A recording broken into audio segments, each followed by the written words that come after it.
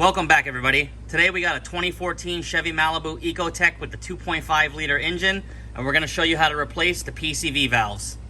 It's very easy to do. The first thing you want to do is remove these 3 torque spit bolts there.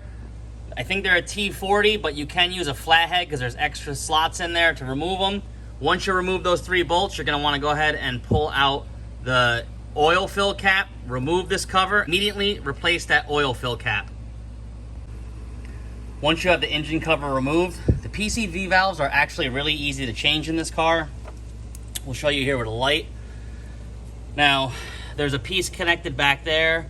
That's one PCV valve, and as you can see, they're disgustingly leaking with oil.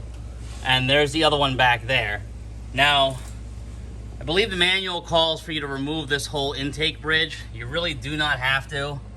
There's a 10mm bolt right there. Right there, 10mm bolt. You take that out, and then you have a little bit of wiggle room with this thing. You can move it around a little bit. Moving it around, you can disconnect this PCV crossover tube and then pull it out the side here. You see, you lift up a little bit, comes right out. Now you have access to both of those PCV valves in there.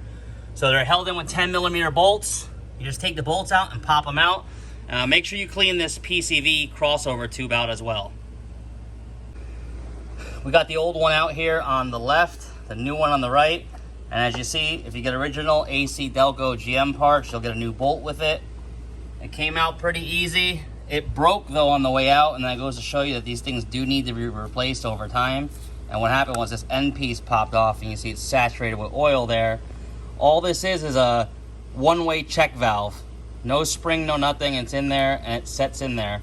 Over time, this plastic deteriorates, breaks, and starts to leak. So you want to replace these probably every time you do these spark plugs, every 100,000 miles or so, and you should be fine. We're going to go ahead and pop the new ones in now.